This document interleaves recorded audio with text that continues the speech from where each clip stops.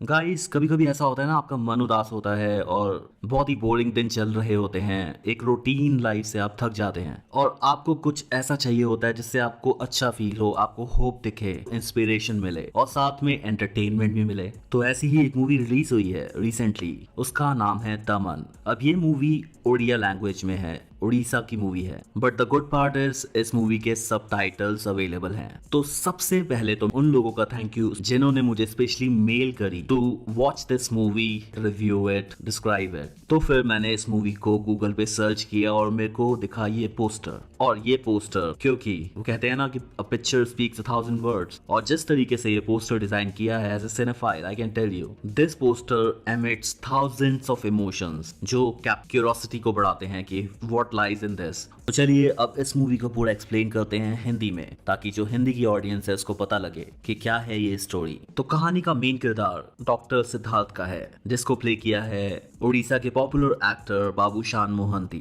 और डॉक्टर सिद्धार्थ का role inspired है रियल लाइफ डॉक्टर ओमकार होता से। मूवी की स्टार्टिंग होती है, सिद्धार्थ एमबीबीएस पास करता है और उसके बाद उनकी पोस्टिंग लगती है उड़ीसा के एक छोटे से डिस्ट्रिक्ट मलकानगिरी, जो मेन सिटी से बहुत दूर है, जहाँ पे medical facilities, public health care system की धज्जियां उड़ी हुई हैं। हॉस्पिटल तो है बट कोई भी डॉक्टर अवेलेबल नहीं है, और जितने भी डॉक्टर हैं वो अपना प्राइवेट नर्सिंग होम चलाते हैं, फार्मास्यूटिकल कंपनी से टाई अप करते हैं, बेसिकली करप्ट हो चुके हैं, और पेशेंट से ऑब्वियसली हाई फीस चार्ज करते हैं। पैसे नहीं होते जिन पेशेंट्स के पास, देखने से मना कर देते हैं। तो ऑब्वियसली जो गरीब लोग हैं जिनके पास पैसे नहीं है इलाज कराने के, उनका डेथ रेट बहुत ज्यादा सफर होता है, उनकी बीमारियां ठीक नहीं हो पाती। अब इस मूवी की खास बात यह है कि अगर आप सोच रहे हैं डॉक्टर सिद्धार्थ एक हाई मोरल पे, अच्छी वैल्यूज के साथ वहां पहुंचेंगे और धर्मात्मा बन के सबका इलाज करेंगे, तो वो बकचोदी इसमें नहीं है। और यही चीज हमें इस मूवी से इमोशनली कैप्चर करती है, क्योंकि यहाँ पे जो डॉक्टर सिद्धार्थ की मोटिवेशन है एक छोटी जगह पे जाके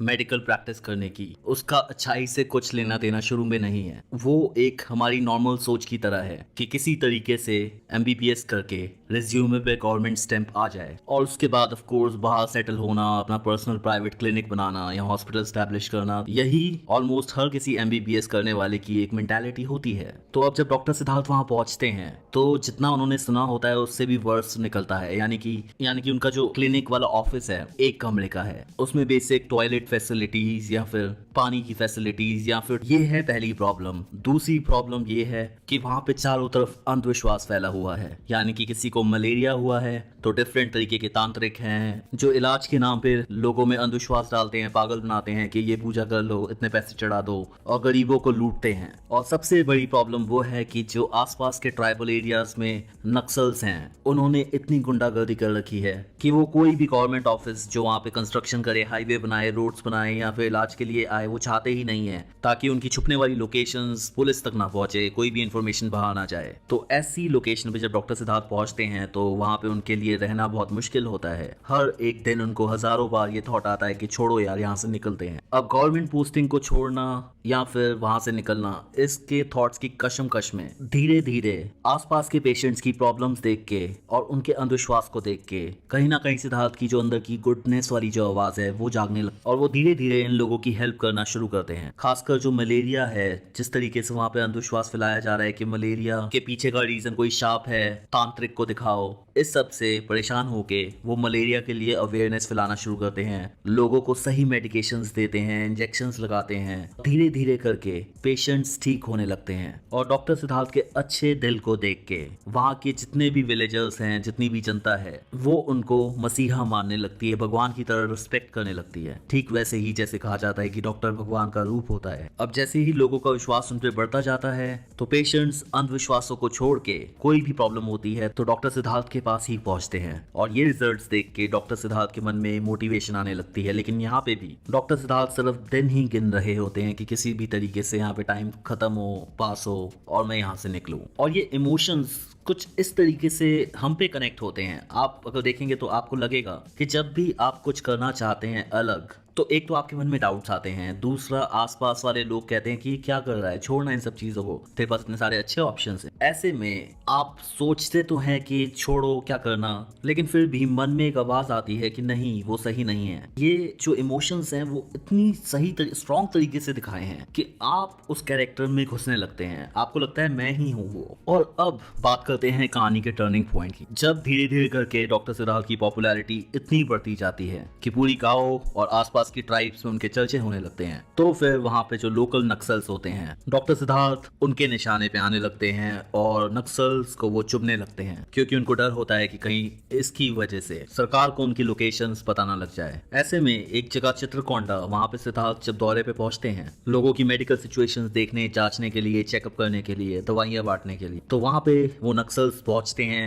और सिद्धार्थ को देते हैं बहुत खतरनाक धमकी, साथ में डराते धमकाते हैं। और इसके साथ साथ वहां पे पूरे रीजन को अलर्ट कर देते हैं कि कोई भी गांववासी अपने घर से बाहर नहीं निकलेगा, चाहे फिर कोई भी बीमारी हो, डॉक्टर की जरूरत हो। और ऐसे में पूरा गांव सहम जाता है। और इस सिचुएशन में एक महिला, एक लेडी प्रेग्नेंट होती है और बहुत सारी उनको कॉम्प्लिकेशंस हो रही होती हैं, ब्लीडिंग हो रही होती है, ये सब चीजें चल रही होती हैं, लेकिन उनकी हेल्प करने के लिए आसपास कोई नहीं होता क्योंकि गांव वाले सहमे होते हैं। अब उस टाइम पे जब डॉक्टर सिद्धार्थ को धमकी मिली होती है, वो वहां से निकल रहे होते हैं, तो उनका जो कंपाउंडर है वो आके बोलता है कि हमें इनकी मदद करनी चाहिए। तो ऐसे में डॉक्टर सिद्धार्थ ये बोलते हैं कि हम कर भी क्या सकते हैं जब सारे गांव वाले ही डर गए हैं। तो इसके जवाब में कंपाउंडर उनको बोलता है कि वो तो गांव वाले हैं, वो इसीलिए डर गए हैं क्योंकि उन्हें इतना डराया जाता है, क्या हम कुछ नहीं कर सकते। तो यहाँ पे डॉक्टर सिद्धार्थ जाना तो चाहते हैं वहां से, लेकिन दिल नहीं मानता उनका, और वो उस लेडी के घर पे पहुंचते हैं और उनकी कंडीशन को देख के जो दर्द महसूस करते हैं। अब इस पेशेंट की हालत इतनी खराब होती है कि without a proper medical facility उनका सरवाइव करना और बच्चे का सरवाइव करना मुश्किल है। दूसरी तरफ सारे गांव वाले सहमे हुए हैं, कोई भी हेल्प के लिए नहीं है। एंड ऑफ कोर्स हॉस्पिटल वहां से करीबन 10 से 16 किलोमीटर दूर होता है। ऐसे में रोड्स तो वहां पे पहले भी अवेलेबल नहीं थी, लेकिन जो घोड़े होते हैं उसको भी वो नक्सल्स ले गए हैं। तो डॉक्टर सिद्धार्थ की सनकती है और वो एक बल्ली उठाते हैं लकड़ी वाली, उस पे कपड़ा बांधते हैं कैरेज की तरह और पेशेंट को उसमें सेटल करके चल पड़ते हैं पैदल ही on the way to the hospital. अब इतना लंबा रास्ता पार करना पेशेंट को कैरी करते हुए, साथ में रोड भी नहीं है, जंगल है, पहाड़ियां हैं, ऊपर नीचे, डॉक्टर सिद्धार्थ किसी भी मुश्किल के सामने नहीं रुकते। और आई एम टेलिंग यू, यहाँ पे एक एक सीक्वेंस तालियां वाली हैं, घूस पंप्स देती हैं। कभी उनकी जर्नी में बारिश होने लगती है, एक टाइम तो ऐसा आता है इंटरवल से पहले कि उनको नदी क्रॉस करनी है, लेकिन जब नदी क्रॉस करने का जो बोट होती है वो भी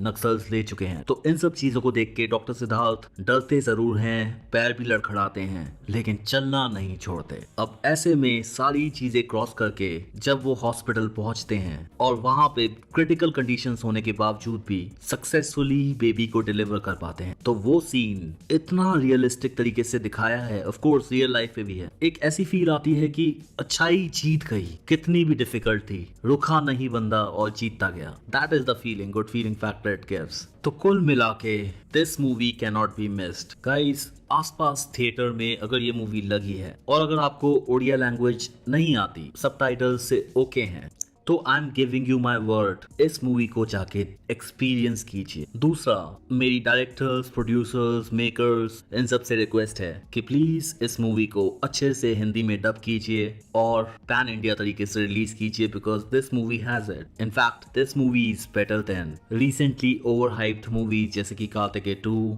या फिर सीतारामन। अब एक बहुत इंपॉर्टेंट चीज ये है कि वीडियो को लाइक जरूर कीजिए, चैनल को सब्सक्राइब कीजिए, क्योंकि बहुत सारी एंटरटेनिंग वीडियोस और भी आने वाली हैं, इन द प्रोसेस हैं। Till then check out the other videos. Keep watching Honestly Said.